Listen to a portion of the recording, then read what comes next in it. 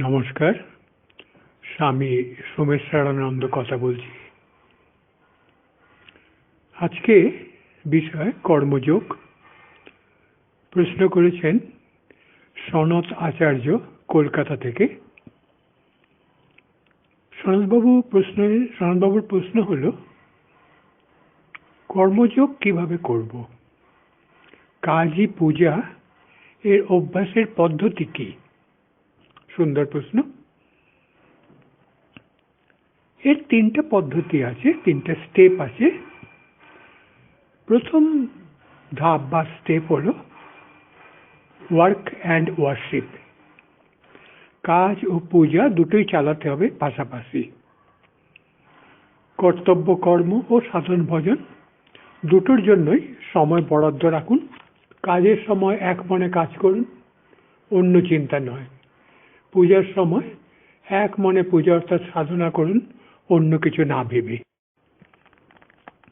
অর্থাৎ কাজের সময় কাজ, পূজার সময় পূজা, এইভাবে চালাতে হবে। ওয়ার্ক অ্যান্ড ওয়ার্শিপ, কাজ এবং পূজা, প্রথম স্টেপ।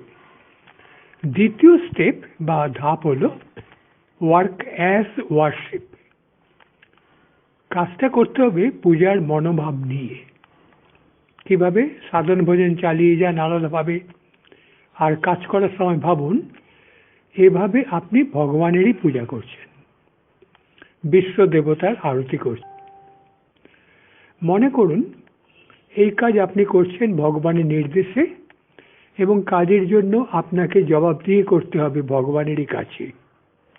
তিনি কাজের মূল্যায়ন করবেন।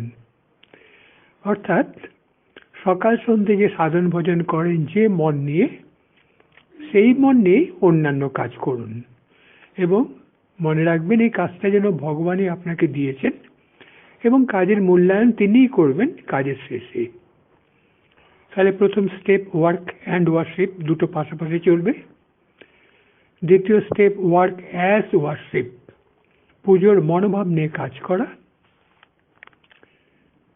দ্বিতীয় ধারা যতই সহজ হয়ে আসবে, তৃতীয় স্টেপে যাওয়া ততই স্বাভাবিক হবে। আর এই তৃতীয় স্টেপ হলো ওয়ার্ক ইজ ওয়ার্শিপ। মানে তখন কাজটাই পুজো হয়ে উঠবে। তখন আশেপাশে যা যা দেখছেন সেসব ভগবানেরই বিভিন্ন রূপ, এবং আপনার কাজগুলি ভগবানের প্রতি পূজা সমর্পণ। এই নিয়ে আমরা পরে আরেকটু আলোচনা করব একটু পরে। মানুষ যখন ভগবানকে উদ্দেশ্য বা লক্ষ্য রেখে কাজ করে, কাজ করতে করতে ঈশ্বর চিন্তা করে, তখন সেটাকেও কর্মই পূজা বলে।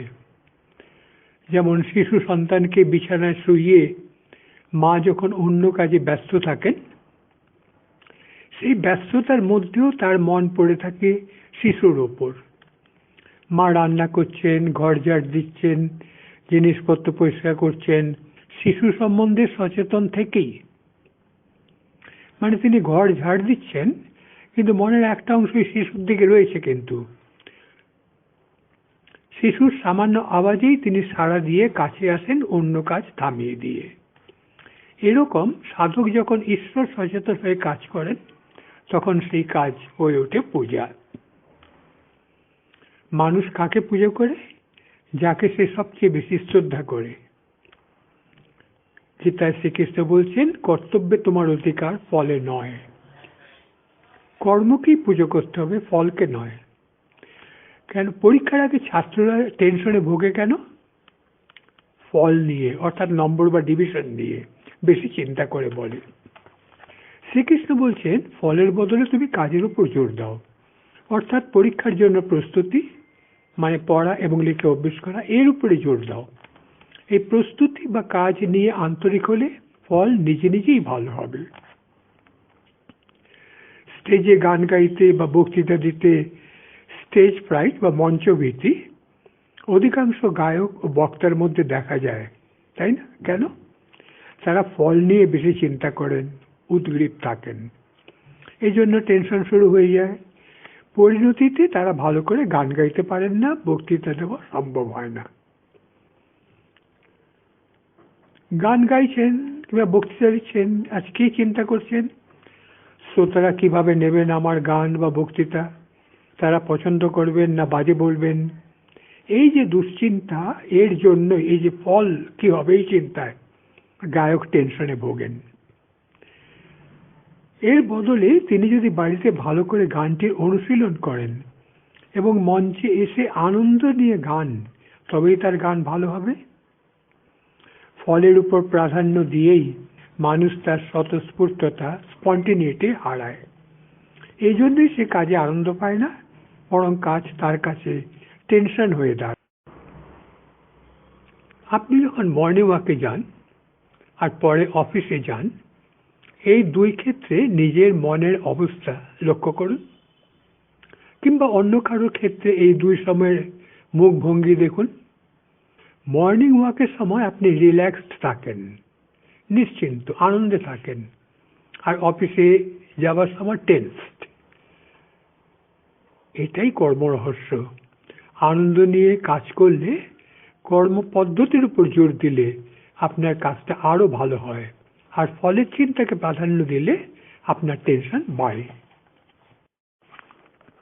সনৎবাবুর পরের প্রশ্নটা, তিনি একসঙ্গে দুটো প্রশ্ন করেছেন। তার পরের প্রশ্ন হচ্ছে যে কর্মসাধনায় যে তিনটে পদক্ষেপ আপনি বললেন, ওয়ার্ক অ্যান্ড ওয়ার্শিপ প্রথম, দ্বিতীয়টা ওয়ার্ক অ্যাজ ওয়ার্শিপ, আর তৃতীয়টা ওয়ার্ক ইজ ওয়ার্শিপ, এটা আমি অফিসে অভ্যেস করব কিভাবে? প্রতিটি পদক্ষেপকে আলাদাভাবে ব্যাখ্যা করে একটু বুঝিয়ে দিন। সুন্দর প্রশ্ন সনৎবাবু। অফিসে কিভাবে এটা অভ্যেস করবেন এটা নিয়ে দেখা যাক, কারণ দৈনন্দিন কর্মে অনেকের কাছে এটা সমস্যা হয়ে দেখা দেয়। দেখুন, প্রথম পদক্ষেপ যেটা ওয়ার্ক অ্যান্ড ওয়ার্শিপ, অভ্যেস করুন 2 সপ্তাহ। বাড়িতে তো জব ধ্যান করেনি, অফিসেও এই আধ্যাত্মিক ধারা বজায় রাখুন। অফিসে যেতে যেতে মানসিক জপ করতে থাকুন সাধ্য মতো।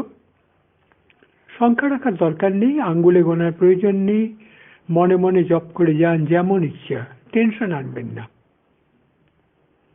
অফিসে গিয়ে নিজের চেয়ারে বসে মনে মনে বলুন, এতদিন কর্ম করেছি অফিসে, আজ কর্মযোগ অভ্যেস করব। মনে মনে এটা বলুন 4-5 মিনিট চোখ বন্ধ করে। এবার কাজ শুরু করুন। 25-30 মিনিট পর কিছুক্ষণের জন্য থামুন, কাজ বন্ধ করুন। মনকে বলুন, কর্ম নয়, কর্মযোগ অভ্যেস করছি আমি। ভাবের সঙ্গে আবেগের সাথে বলুন। এই যে কাজ করছেন, এটা যখন বলবেন যে কর্মযোগ অভ্যেস করছেন, এটা আবেগ নিয়ে বলুন, ভাব, ফিলিং নিয়ে বলুন। মিনিট 2 এভাবে বলে আবার অফিসের কাজ করতে থাকুন। আধ ঘন্টা বাজে কাজ থামিয়ে আবার বলুন আগের মতো যে আমি কর্ম নয়, কর্মযোগ অভ্যেস করছি। এভাবে 4-5 দিন করুন। কাজের সময় যতদূর সম্ভব সচেতন থেকে কাজ করুন। ঈশ্বর আপনার কাজ দেখছেন, এই ভাবটা রাখুন। প্রথম স্টেপটা এইভাবে 4-5 দিন অভ্যেস করুন। 2-3 দিন বাদে শুরু করুন দ্বিতীয় স্টেপ, ওয়ার্ক অ্যাজ ওয়ার্শিপ। মানে কাজটা পুজোর ভাব নিয়ে করা। আগে করেছিলেন কাজ এবং পুজো, এবারে কাজটাই পুজোর মতন। কাজ আরম্ভের আগে ভাবতে থাকুন, আমি কাজ করছি গ্রাহকদের জন্য, তারা আমার উপর নির্ভর করে। সেবার মনোভাব নিয়ে কাজ করতে।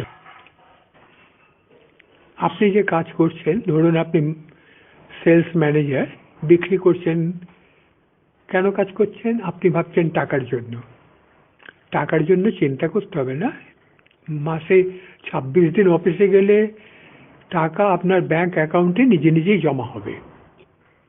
কিন্তু এই যে আপনি কাজটা করছেন কাজের উদ্দেশ্যে, গ্রাহকদের তো, তার মানে আপনি যত বেশি গ্রাহকদের দিকে নজর দেবেন, কাস্টমার কেয়ার, আপনার কাজটা তত ভালো হবে। শিক্ষক পড়াচ্ছেন, তিনি নিজের টাকার কথা চিন্তা না করে যদি ছাত্রদের স্বাস্থ্যের কথা বেশি চিন্তা করেন, যে ছাত্রদের আরো ভালো করে কিভাবে এগিয়ে দেব, তার শিক্ষাদান আরো ভালো। অফিসে তাহলে আপনাকে চিন্তা করতে হবে যে আপনি কাজ করছেন গ্রাহকদের জন্য, তারা আপনার উপর নির্ভর করে, আর আপনাকে সেবার মনোভাব নিয়ে কাজ করতে হবে। মাঝে মাঝে কাজ বন্ধ করে মনে মনে বলুন, আমি গ্রাহকদের জন্য কাজ করছি। যথাসাধ্য মনকে শান্ত রাখুন, পরিস্থিতি যেমনই হোক। পূজার মানসিকতা নিয়ে কাজ করুন। কাজের দায়িত্ব ঈশ্বর দিয়েছেন, পরে তিনি মূল্যায়ন করবেন। তাহলে আগে কি করছিলেন? কাজ করছিলেন, মাঝে মাঝে একটা ব্রেক দিচ্ছিলেন। যেমন টিভিতে কমার্শিয়াল ব্রেক থাকে, আপনিও কাজের মধ্যে একটা স্পিরিচুয়াল ব্রেক দিচ্ছিলেন। ব্রেক দিয়ে মনে মনে জপ করছিলেন, মিনিট 2-3, আবার কাজ শুরু করলেন। আবার কিছু 25-30 মিনিট বাদে আবার একটা স্পিরিচুয়াল ব্রেক, 2-3 মিনিটের জন্য আবার শুরু করলেন। এভাবে কাজ এবং পুজো চলছে, প্রথম স্টেপ। দ্বিতীয় স্টেপে ওয়ার্ক অ্যাজ ওয়ার্শিপ। গ্রাহকদের সেবা করছেন, এই মনোভাব নিয়ে আপনি কাজটা করছেন। তৃতীয় স্টেপটা ওয়ার্ক ইজ ওয়ার্শিপ। সেটা কি? এই স্টেপটা করা ততই সহজ হয়ে যাবে যতই আগের পদ্ধতিটা অভ্যেসের মধ্যে চলে আসবে। আগের মানে দ্বিতীয় ওয়ার্ক অ্যাজ ওয়ার্শিপটা যতই অভ্যেস হবে আপনার। তৃতীয় স্টেপের এই অভ্যেসে কাজের মাঝে মাঝেই নিজেকে বলুন, এই সময়টায় কর্মই আমার সাধনা। ধরুন অফিসে গেলেন, 10টা থেকে 12টা ঠিক করলেন, এই 1 ঘন্টা 10টা থেকে 11টা আমি যে কাজ করছি এটা পুরোপুরি সাধনার মন নিয়ে করব। যেরকমভাবে সকাল সন্ধ্যা সাধনা করি, এই কাজটা যেন ঠাকুরেরই কাজ, এই ভাব নিয়ে করুন। ফুল বেলপাতার বদলে ফাইল, পেন আর পেপার নিয়ে আপনি কাজ করছেন, পূজা করছেন। জব ধ্যানের মতো অফিসের কাজও আপনার কাছে আধ্যাত্মিক সাধনা। ঈশ্বর আমার কাজকে দেখছেন এবং কাজের শেষে তিনিই আমার মূল্যায়ন করবেন। তার কাছেই আমাকে রিপোর্ট দিতে হবে, এই মানসিকতা রাখুন নিজের মনে। এতে হলো ওয়ার্ক অ্যাজ ওয়ার্শিপ।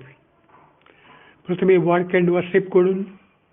অফিসে কাজ করছেন, মাঝে মাঝে একটা ব্রেক দিন, জব করুন কিছুক্ষণ, 2-3 মিনিট, 5 মিনিট, যতখানি আপনার সুবিধা হয়। আবার কাজ শুরু করুন, কিছুক্ষণ বাদে আবার একটা ব্রেক।